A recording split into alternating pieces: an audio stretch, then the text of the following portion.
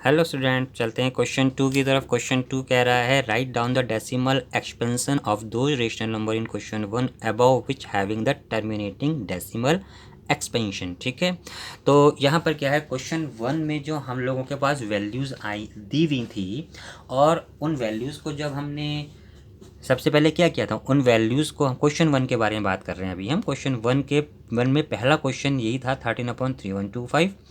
जब हमें ये देखना है, ये रिजल्ट लेना है कि ये वैल्यू हमारी टर्मिनेटिंग डेसिमल देगी कि नहीं देगी।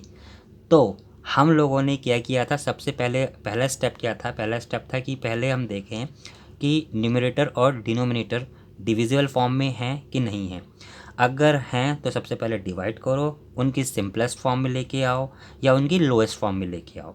लोएस्ट फॉर्म में ले आने के बाद जो आपका डिनोमिनेटर है उसके फ्रैक्शंस करो। अगर फ्रैक्शन आपके 2 की पावर या 5 की पावर या 2 इंटू 5 की पावर में आते हैं तो जो गिवन वैल्यू है, जो आपकी गिवन वैल्यू है, इनको जब हम डिवाइड करेंगे तो हमें टर्मिनेटिंग डेसिमल के फॉर्म में रिज़ल्ट ऑब्टेन होगा। ठीक है, अब मैंने क्या किया, ये अब हमको यहाँ चेक करना है। अब मैंने क्या किया, 3125 को 13 से मैंने यहाँ डिवाइड किया।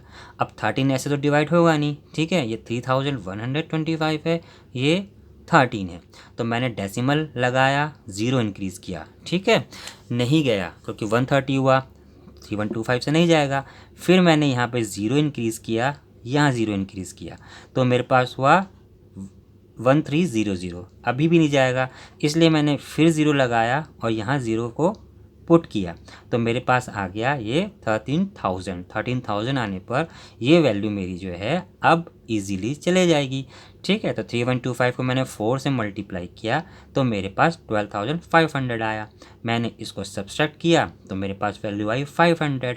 अब ये 500 वैल्यू जो है 3125 से नहीं है डिविजिबल, तो मैंने यहाँ पर क्या किया, डेसिमल मेरा लगा ही हुआ था इसलिए ज़ीरो मैंने यहाँ इंक्रीज़ कर दिया।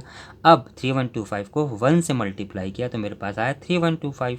अब मैंने इसको सब्सट्रैक्ट किया तो सब्सट्रैक्ट करने के बाद मेरे पास आया 1875, जो अब 3125 से नहीं डिविजिबल है, इसलिए मैंने यहाँ पर डेसिमल लगाई था तो ज़ीरो इंक्रीज़ किया। अब यहाँ पर मैंने इसको 6 से जब मल्टीप्लाई किया इस वैल्यू को तो मेरे पास 18,750 आ गया, यानी कि जो अब मेरे पास रिमाइंडर था और जो मेरी कैलकुलेशन के बाद आई वो वैल्यू इक्वल हो गई, यानी कि रिमाइंडर मेरे पास ज़ीरो रह गया। तो ये यहाँ पर इससे आगे नहीं जाएगा, यानी कि ये हमारे पास क्या है, टर्मिनेटिंग डेसिमल। ठीक है, जो चीज़ हमने इस रूल के थ्रू निकाली थी और वही चीज़ को हमने यहाँ जस्टिफाई भी करा कि ये इससे यहाँ तक ही जाएगी वैल्यू, इससे आगे ये नहीं जा सकी, इसलिए ना ये क्या है, हमारा टर्मिनेटिंग डेसिमल। अब हम आते हैं अगले क्वेश्चन की तरफ, जो क्वेश्चन नंबर 1 का ही सेकंड पार्ट है। उसी को हमने डिवाइड फॉर्म में रखना है। ठीक है, डिवाइड फॉर्म में रखने के बाद हमें देखना है कि भाई वो हमारा टर्मिनेटिंग डेसिमल है कि नहीं है।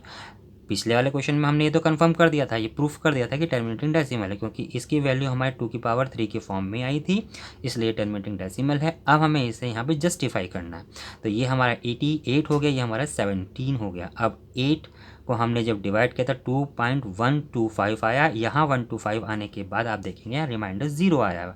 ठीक है, इससे आगे ये नहीं जा पाएगा, यानी कि ये वैल्यू मेरी टर्मिनेटिंग है। वहाँ इस क्वेश्चन 2 में केवल उन्हीं क्वेश्चंस को करना है जिनकी रिजल्ट हमारे टर्मिनेटिंग डेसिमल आए थे, नॉन टर्मिनेटिंग को नहीं करना है।